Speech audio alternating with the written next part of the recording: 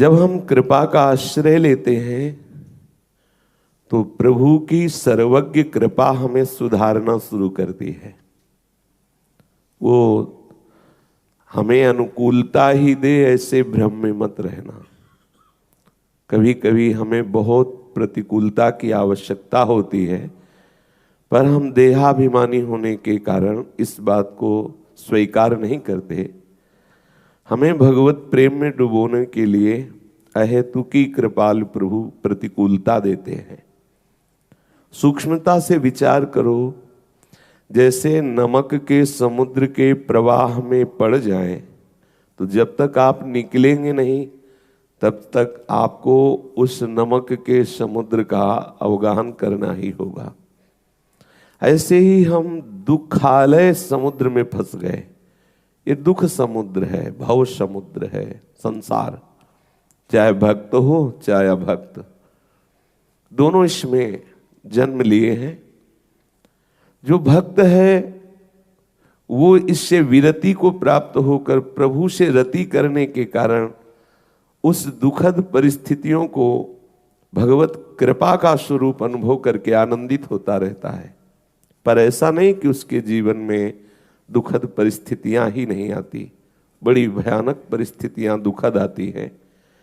बाहर से ऐसी प्रतिकूलताएं, अंदर से ऐसी प्रतिकूलताएं, दोनों को सहता हुआ वो भगवत चरणारविंद की तरफ आगे बढ़ता है। तो प्रभु के श्री चरण परम शीतलता प्रदान करने वाले त्रैताप नशावन हैं। उनका चिंतन होने के कारण ये दुखालय उसे दुख नहीं पहुंचा पाता। पर ऐसा समझा जाए कि उसे दुख नहीं घेरता, ऐसी बात नहीं है। बड़ी बड़ी विषम परिस्थितियां उसके जीवन में आती हैं। इसलिए आप कृपा पात्र हैं, कृपा का आश्रय लिए हैं, तो कभी अनुकूलता कभी प्रतिकूलता, दोनों कृपा के पक्ष हैं। हमारे प्रभु जिस समय जैसा चाहेंगे वैसा हमें देंगे। हमें हर समय देखते रहना कि है मेरे ऊपर कृपा, मैं समझ नहीं पा रहा। ये बहुत सूक्ष्म विषय है। ऐसी परिस्थितियां उपासक के जीवन में आती हैं जब कोई आश्रय नहीं दिखाई देता, कोई समझाने से समझ में नहीं आता, केवल अंधकार ही अंधकार, केवल दुख ही दुख उसे दिखाई देता है। ये धैर्यपूर्वक इसको समझना, क्योंकि इसी स्थिति में उसकी विशुद्ध आसक्ति प्रभु के चरणारविंद में होती है। जो हम राग करने वाले हैं, कहीं न कहीं किसी व्यक्ति से, वस्तु से, स्थान से सुख लेने लगते हैं। तो मेरे सर्वज्ञ स्वामी कृपा करके हमें प्रतिपल प्रतिकूलता प्रदान करते हैं, जिससे मुझे लगता है कि सब झूठा है, ये सब दिखावा है संसार। भागो, यहां तुम्हारे हृदय को कहीं शांति मिलने वाली नहीं। भागो, यहां तुम्हारा कोई नहीं है। भागो, यहां सब स्वार्थ का जाल बिछा हुआ है। ये विवेक तभी मिलता है जब आपके सामने प्रतिकूल परिस्थिति होती है और आप उस राग को छोड़ना, जो बड़े बड़े योगी जन योगाभ्यास से छोड़ना चाहते हैं, नहीं छोड़ पाते, वो आप सहज में राग मुक्त हो जाते हैं। बड़ी कृपा हुई। पर ये कृपा का अनुभव आपको बाद में समझ में आएगा। पहले तो यदि आप कमजोर हैं तो फिर लड़खड़ा जाएंगे। भगवत कृपा से सत्संग मिला है, प्रायः रोज चर्चा वही होती है। इसलिए इस बात को हृदय में बैठा लीजिए। आपके जीवन में ऐसी परिस्थितियां आएंगी, ऐसे व्यक्ति मिलेंगे, ऐसी घटना घटेगी जो आपको प्यारे प्रभु से जोड़ने वाली होगी, पर आप समझ नहीं पाएंगे। लगेगा ये तोड़ने के लिए है, लगेगा ऐसा प्रभु क्यों कर रहे हैं, लगेगा वो सामने वाला ऐसा क्यों कर रहा है। इसका कोई उत्तर नहीं है। अगर वो ना होता तो आपकी शुद्ध शरणागति न होती, शुद्ध भगवत अनुराग ना आता। इसलिए हम वर्तमान को भगवत कृपा के चिंतन में लगाएं। भले वो प्रतिकूल परिस्थिति आवे, प्रभु से प्रेरित होकर के जब जिस उपासक के पीछे लग जाती है, उसको प्रेमामृत समुद्र में डुबो देती है। कृपा किसके पीछे लगती है? सब पर दया है, लेकिन कृपा किसी बिरले पर होती है। वो बिरला कौन होता है? जिसने पुकारा, हे कृपा समुद्र, हे दीन वत्सल, हे हमारे हृदय के परम धन, अब मैं अधम दीन कहाँ जाऊं। मेरे से कोई साधना नहीं बन सकती, मैं बहुत भयभीत हूं इस संसार के दुख से, मृत्यु से, रोगों से, लोगों से। हे दया सिंधु, हे समर्थ स्वामी, मुझे बचाओ। मुझे कहीं ठौर नहीं, बहुत भटक लिया, बहुत धक्का खाया, जहां किसी का आश्रय लिया उसी ने ठगा। मेरे स्वामी कहीं ठिकाना नहीं, मुझ अधम को स्वीकार कर लो, कहीं शांति नहीं। हे पतित पावन, आज मुझे प्रार्थना करता हूं, अपना बना लो। ध्यान देना, ये जो पुकार कर रहा है ना, वो रजिस्टर में लिखा जा रहा है, अब कृपा भेजी जाएगी। जिसके हृदय में ये बात आ गई कि हार गया सब जगह से, स्वीकार कर लो मेरे स्वामी। प्रभु अब और कुछ नहीं, मुझे विद्या नहीं चाहिए, बुद्धि नहीं चाहिए, धन नहीं चाहिए, मान नहीं चाहिए, परिवार नहीं चाहिए, पुत्र नहीं चाहिए, पाताल लोकों का राज्य नहीं चाहिए, ऊपर स्वर्ग लोकों का राज्य नहीं चाहिए। मेरे स्वामी मुझे योगी नहीं बनना, मुझे ज्ञानी नहीं बनना, मुझे तपस्वी नहीं बनना। नाथ मुझे आपका वैकुंठ नहीं चाहिए, मुझे मोक्ष नहीं चाहिए। क्या चाहिए फिर? ये प्रार्थना क्यों कर रहे हो? आपका प्रेम चाहिए, आपका नाम रट करके मैं रोता रहूं, ये चाहिए। आहा, देखो कृपा उसी का वर्ण करेगी, समझ लेना। यदि आपको ये सब चाहिए तो दया वर्ण करेगी। अगर ये है कि मुझे ये सब कुछ नहीं चाहिए, आप कृपा करो कि मैं आंसू बहाता हुआ केवल आपको पुकारता रहूं, आपके प्रेम में डूबा हुआ। आहा, ये सबसे बड़ी मांग है, ये सबसे बड़ी वस्तु है। इसमें प्यारे अधीन हो जाते हैं, उस प्रेमी के पीछे पीछे डोलते हैं अखिल लोकों के स्वामी। नाथ मुझे कुछ नहीं चाहिए, केवल आपके लिए रोना चाहिए, आपको पुकार पुकार के रोऊं। ऐसी मुझे वो सामर्थ्य दो कि मैं बार बार भले जन्मूं, लेकिन आपके लिए जन्मूं, आपके लिए रोऊं, आपके लिए भटकूं, आपके लिए तड़पूं। ये मुझे दे दो। मुझे नहीं चाहिए आपके परम धाम वैकुंठ का वास। एक क्षण भी, स्वप्न में भी कभी ऐसा ना हो कि मैं आपको भूल जाऊं। बस मुझे ये दे दो, अखंड स्मृति और आपके लिए तड़प तड़प के रोना। अब भेजेंगे कृपा।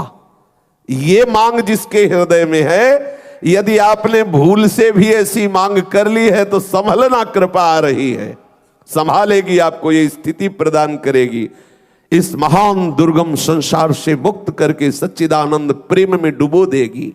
अब कैसे रूप रख के आती है कृपा, उसका परिचय भाई जी देते हैं। कह रहे हैं, कहो पहले रूप लेके आवे कि पुत्र का हरण हो गया, मर गया लड़का। अब आपको लगेगा कि जब से भक्ति शुरुआत की, पुकार के कहा, तभी से शुरू हो गया ये सब।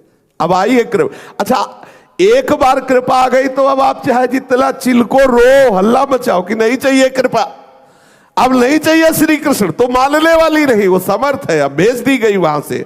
अब तो आप रो, चिल्लाओ और भागो कि नहीं करूंगा भक्ति, तो भी बचने वाले नहीं। वो घेर के लाएगी आपको, किसी काम का नहीं रखेगी, केवल श्याम का रखेगी, केवल प्रभु का बना देगी। ये अत्यंत करुणामयी कृपा है। भाई जी वर्णन कर रहे कृपा का स्वरूप। बोले कभी दारुण दुख देगी, आसपास अंधेरा ही अंधेरा, कोई सहयोग देने वाला नहीं, जिधर देखो ठोकर ही ठोकर। सच्ची मानना, सच्ची मानना। ये ऐसी ही कृपा कड़वी औषधि जब देती है, तब ये अहंकारी जीव आर्त भाव से पुकारता है कि मैं हार गया, हार गया, प्रभु अब स्वीकार कर लो। कोई मुझे प्यार करने वाला नहीं, कोई मेरी तरफ करुणा की दृष्टि से देखने वाला नहीं, स्वामी मुझे स्वीकार कर लो। कभी वो करुणा कृपा प्रभु की दारुण दुख रूप धारण करती है और घेर लेती है, और कभी घोर आयश, अपमान ये रूप धारण करती है। साधक घबरा जाता है, ये कृपा रूप धारण कर, अपमान का रूप धारण करती, जिधर देखो उधर अपमान ही अपमान। जीवन में बहुत ये देखने को मिला है, प्रतिपल पग पग में ठोकर, पग पग में अपमान। कहीं कोई आज तक ऐसा नहीं मिला कि ऐसे पीठ ठोकने वाला मिला हो। वाह शाबाश, आगे बढ़ो ना, बस वो और आसपास से का। और उस समय लगता कि कोई तो ऐसा कहे कि ठीक है, कोई तो ऐसा कहे कि चलो बहुत सौभाग्य है। कोई ऐसा नहीं, जिसकी देखो उपहास, जिसकी देखो कठोर वजह, जवान जोगी बैद रोगी सूर पीठी घावरे, इन्हें न देख पति आवरे। अरे देखो दिन में ये भीख मांगते हैं, घर देखते हैं, रात में डकैती डालते हैं। कैसे कैसे कठोर वचन, कैसे कैसे उपहास, कैसी कैसी निंदा। तब हृदय में लगता कि भगवान के मार्ग में चलने पर ऐसा भी होता है। तो ऐसा ही होता है, क्योंकि ऐसा ही होले पर अरे अभिमानी जीव, जो नाना प्रकार के तू भोगों में फंसा हुआ, तभी तुझे असली वैराग्य मिलेगा। मेरे स्वामी चतुर डॉक्टर हैं, औषधि बढ़िया देते हैं, और ये ऐसे दयावान डॉक्टर हैं कि तू चाहे जितना चिल्लाए रोए, वापस भी लौटना चाहे तो नहीं लौट सकता। पीछे से गेट बंद, क्योंकि ये बहुत कमजोर है ना, आगे देख करके ऐसा दुख भागना चाहता है कि अब लौट चलो, नहीं नहीं करनी भक्ति भैया, इतने ठीक जितने आनंद में, अब उतने में खड़े नहीं रह सकते, पीछे लौट नहीं सकते, बढ़ना ही पड़ेगा आगे। ये है कृपा सिंधु की कृपा, तभी वो जीवन मुक्त होता है। किसी भी महापुरुष के चरित्र को पढ़ के देख लीजिए, कभी कृपा घोर अयश का रूप धारण करती है, अपयश का, कभी अपमान का रूप धारण करती है, समस्त मान सम्मान का अपहरण कर लेती है, कभी जगत के सुंदर जितने भी तुम्हारे आश्रय हैं सब छीन लेती है, यहां तक कि शरीर का भी आश्रय। शरीर बल से कुछ करना चाहोगे, लो असाध्य रोग, अब केवल हरिशरणम रास्ता बचा, उसको दीन कर देती है, सब जगह से हटा के एकमात्र दीनानाथ का आश्रय। ये कृपा से ही होता है, दूसरा कोई उपाय नहीं। इसीलिए कहते साधन तो अहंकार नष्ट करने के लिए, भगवत प्राप्ति तो कृपा से होती। यह है कृपा का परिचय। कभी कभी पथ भ्रांत कर देती है, जैसे ये क्यों करती है पथ भ्रांत, ये तो भगवत कृपा है। बोले इसलिए पथ भ्रांत करती कि आपको बहुत है ना कि मैं बहुत ज्ञानी हूं। अब जब उतरे मार्ग से अलग खड़े हो तब फिर पुकारो, हे हरि चूक हो गए, चलो फिर चलो।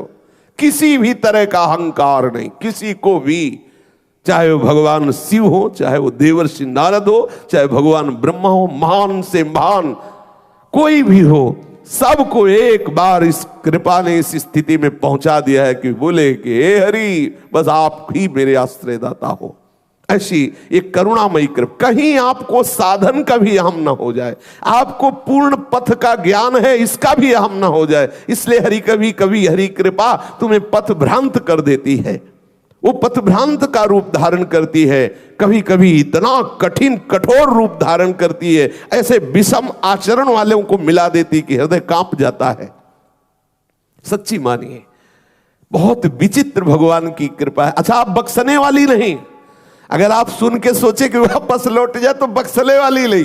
कभी कभी ऐसे भी है, इतना पिटता है हृदय की ऊब जाता है, यार मतलब गजब है तुम्हारी बात, चलो छोड़ो तो, अब छोड़ो तो जाओ कहां, आसपास से घिरे हो, आगे ही बढ़ना है, वहां खड़े भी नहीं हो सकते, इतनी आग लग रही, आगे बढ़ आगे। अगर कृपा ना हो तो ये फिसड्डी न जाने कहां फिसल के चला जाए। केवल कृपा, केवल विशुद्ध कृपा। कभी कभी वो करुणा निधान की कृपा सुंदर सुयश रूप धारण करती, बड़ा यश फैलता है खूब। अगर गृहस्थ है तो पुत्र धन संपत्ति हर व्यवस्था, ये कृपा कभी ये स्वरूप धारण कर लेती है। दारुण दुख दारिद्र दीनता एक क्षण में सब नष्ट, प्रकाश ही प्रकाश, यश ही यश, मान ही मान, जय हो मच गया। कभी ये रूप धारण करती है। पल पल में ये दिशा का पूर्ण रूप से निर्देशन करते हुए जहाज अब ऐसा लगा कि बहुत टूट गया, तो फिर ये भी कृपा करती है। जय हो, अंदर आनंद बाहर आनंद, आसपास, अरे वाह वाह। अब वो को लगा कि हाँ कुछ है कृपा, फिर सांस आई, फिर आगे बढ़ा, फिर पिटाई शुरू, ऐसा नहीं चैन से। और ऐसा बड़े बड़े सिद्धों के साथ हुआ है, आप उनकी जीवनचर्या को पढ़ करके देख लीजिए। ये सदैव कभी कड़वी औषधि कभी मीठी औषधि, वो हमारे हृदय को जब तक भगवदाकार नहीं कर देती कृपा, तब तक वो चैन नहीं लेती और अपना परिचय नहीं होने देती। जिनको परिचय हो गया तो हर स्थिति में कहते बड़ी कृपा है। कोई भी प्रतिकूल से प्रतिकूल परिस्थिति हो, यही निकलता है बड़ी कृपा, बड़ी कृपा, श्री जी की बहुत कृपा है। ये अंदर से निकलता है, अंदर, क्योंकि ये परिचय मिल गया। पर ये इतनी करुणामयी कृपा है, पर हमारी समझ में नहीं आता, ऐसा लगता है ये भी कोई कृपा। अरे एक बच्चा था, एक परिवार था, उसको भी नष्ट कर दिया, एक कृपा। चलो थोड़ा करके शरीर से खाते पीते थे, भजन पूजन भी करते थे, उसको भी गिरा दिया, रोक दे दिया साध। ये कृपा साधन भी नहीं बना, ये कोई कृपा है? अपना परिचय नहीं होने असली कृपा है। सबसे बड़ा साधन क्या है? भगवद आश्रय। तुम साधन का आश्रय लिए थे, शरीर का आश्रय लिए थे, अब हो अनाश्रित, पूरा का पूरा हृदय से आर्त भाव से आश्रय लो हरि का, यही भगवत प्राप्ति कराएगा। आश्रय सहना पड़ेगा। अगर प्रभु के मार्ग में आओगे तो जलन सहते सहते परम शीतलता में पहुंच जाओगे। अगर इस मार्ग में नहीं आओगे तो जलन सहते सहते महान जलन में पहुंच जाओगे। कहीं विश्राम ही नहीं है, फंस गए हो, भोगना पड़ेगा। दुखालयम अशाश्वतम, ये एक तरह से भौम नरक है। ये जो मृत्यु लोक है ये भौम नरक है। बस एक महानता यहां ये है कि आप भजन करके भगवत प्राप्त कर सकते हो, लेकिन नरक में आपको ये सुविधा नहीं है ये भी नरक ही। यदि भजन नहीं किया तो जीते जी तुम नरक वास कर रहे हो। देखो कितनी जलन है, काम की, क्रोध की, लोभ की, कैसी कैसी प्रतिकूल परिस्थितियों की। यदि हरि शरण हो तो बस एक महानता इस लोक की यही है कि तुम हरि नाम जप करके हरि आश्रित होकर मुक्त हो सकते हो। बस अगर इससे आप रहित हो तो ये भौम नरक है। केवल तुम्हें भ्रम से लग रहा है कि हम सुख भोग रहे हैं, जब स्वयं भगवान इसे घोषित किए हैं मृत्यु लोक तो मरोगे, दुखालयम तो दुख भोगोगे, क्योंकि है ही। पर ऐसा माया का भ्रम है कि वो दुख को ही सुख रूप में ऐसी भेजती रहती कि मुझे लगता है ये सुख है, और हम सदैव दुखी बने रहते हैं। हमारे दुख के मिटने का उपाय है संतों का संग, प्रभु के चरणारविंद की भक्ति और श्रीमद् भागवत के सिद्धांत को समझना। जब तक हमारे हृदय में श्रीमद् भगवत गीता, श्रीमद् भागवत के सिद्धांत नहीं, तो हमें धैर्य कौन बंधाएगा? हम किन सिद्धांतों से चल पाएंगे? हम श्रीमद् भागवत, ये समस्त शास्त्रों के रचयिता भगवान व्यास देव जी की अंतिम रचना श्रीमद् भागवत है, पूर्णता है। इसी से उनको विश्राम मिला, हृदय शीतल हुआ कि जन जन का कल्याण करने में ये भागवत समर्थ है। एक ही श्लोक चाहे पढ़ो, लेकिन ध्यान पूर्वक उसका अर्थ पढ़ो, उसका चिंतन करो, उसको जीवन में उतारने की चेष्टा करो, तो आपको धैर्य मिलेगा। सच्ची मानिए, बहुत दुखद संसार है। कहीं कहीं कोई, अगर आप यहां सोचे कि तुम्हें प्रेम मिल जाए, कहीं नहीं मिलने वाला। पाए जान जगत में सब जन, कपटी कुटिल कलयुगी टंचु, यही परलोक सकल सुख पावत, मेरी सो भैया कृष्ण गुण संचु। हरिवंश महाप्रभु कहते, तुम्हें हमारी कसम है, मत किसी की तरफ देखो, कोई तुम्हें शीतलता प्रदान नहीं कर सकता। छल कपट का राज्य है, बचो। एकमात्र श्री कृष्ण की लीलाओं का गायन करो, उनके नाम का जप करो। किसी की भी तरफ देखोगे वही तुम्हें डस लेगा। सच्ची मानिए, जिससे तुम ये समझोगे कि ये हमें आनंद प्रदान करेगा, इसके आश्रय से हमें सुख मिलेगा, वही तुम्हें खा जाएगा। वही तुम्हारे अंतःकरण की आनंदमयी वृत्ति का नाश करने वाला बनेगा। श्री महाराज भरत जी ने अपने मृग शरीर में चिंतन किया कि मेरे को आसक्ति ने यहां पहुंचा दिया, तो उनको हरी घास चरने में भी डर लगता कि कहीं आसक्ति ना हो जाए, इसलिए सूखे पत्ते खाते, किसी से भी ना बोलते। हिरण स्वरूप में भी किसी भी मंडली में हिरणों की सम्मिलित नहीं हुए, उसी गंडकी नदी में अपने शरीर को खड़ा करके पूर्वाभ्यास वश उसी मंत्र का जप करते हुए मिटा दिया। एक बार अपने आप को मिटा दो, दाना खाक में मिलकर गुले गुलजार होता है। ये सच्चिदानंद रस प्राप्त, एक बार मरो, एक बार मरना पड़ेगा। मरने का तात्पर्य आत्महत्या नहीं है, मरने का तात्पर्य है सहनशीलता, अपार सहनशीलता।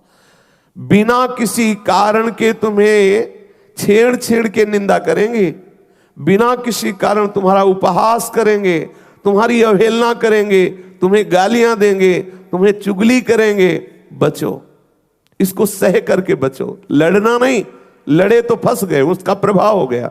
वो सामने से कंकड़ मारा, तुम्हें नाराज नहीं होना, सह के बढ़ना। अगर नाराज हो गए तो माया की चाल सफल हो गई। तुम अगर गुस्सा कर दिए, उससे भिड़ गए, तो माया की चाल सफल हो गई। तुम्हें वो परास्त करने के लिए रास्ता खोज लिया ना, बिल्कुल नहीं बोलना। तुम्हें कोई गाली दे, कोई निंदा करे, ये करेंगे। भगवान स्वयं एकादशी स्कंद में कहते हैं, गर्दन पकड़ कर निकाल दे, ऊपर मूत दे, थूक दे, मारे, पीटे, बांधे, सह जाना, बोलना नहीं। अगर ऐसा करोगे तो तुम मेरे परम पद को प्राप्त हो जाओगे। चलना पड़ेगा, ये सहना। सच्ची मानिए, ऐसा वो जो जिस कोटि का होता है उसी कोटि का अनुभव में आता है संसार। विषयी को विषय ही दिखाई देता है, भगवदाकार को भगवदाकार दिखाई देता है, साधक को कहीं थोड़ा भगवदानंद, कहीं विषय आनंद, ऐसे चलता। जो जिस कोटि का है उसको वैसा ही दिखाई देता है। ये आपके समझाने के लिए आचार्य महापुरुष जन कह रहे हैं, उठो। अगर तुम सोचते हो कि देखो मैं भगवत मार्ग में चलता हूं, शांति से चलता हूं, किसी से बोलता नहीं, फिर ये निंदा क्यों कर रहा है, इसको क्या लेना है? उसको भेजा गया है आपको परेशान करने के लिए भेजा गया है। बिल्कुल ये बहुत गंभीर विषय है, इससे निपटना होगा। यदि आपके जीवन में अभी नहीं है तो अभी भक्ति चढ़ाई पे नहीं है। अगर आपको लग रहा है बड़ा चैन से नाश्ता भोजन सब हो रहा है, क्या परेशानी है? हाँ, थोड़ा माला जप रहा हूं, पाठ, अभी रंग नहीं आया। जिस दिन रंग आएगा उस दिन तुम्हें पता चलेगा कि क्या स्वरूप आता है। छेड़ छेड़ के आपको जलाया जाएगा। आपको पड़ोस में ऐसे रखे जाएंगे जो आपको जलाएं, गालियां दें, बेमतलब, बिना अपराध के। हरिराम व्यास जी कह रहे, बिनु अपराध चहूं दिसि बरसत, पिसुन बचन अति तीर। चार ऐसे तीर जो हृदय में एकदम चुभे। हमारा कोई मतलब नहीं, हम तो कुछ नहीं बोले, ये हमको क्यों ये भी नहीं बोलना, आगे बढ़ो आगे, समय नहीं। अगर ऐसा बोले तो उसकी चाल चल गई, वो यही चाहता है, इसे छेड़ो, ये परेशान हो, ये क्लेशित हो, ये हमसे लड़े, ये हमें मारे, इसका मार्ग रुके। बिल्कुल नहीं बोलना। सत्संग का मतलब केवल कथा वार्ता ही नहीं है। सत्संग का मतलब है असत त्याग और सत्य में स्थित होना। ये युक्तियां हैं जिन युक्तियों से आप सच्चिदानंद रस को प्राप्त होंगे। नहीं तो केवल रुलाते रहते हैं, यहाँ लोग केवल रुलाते रहते हैं।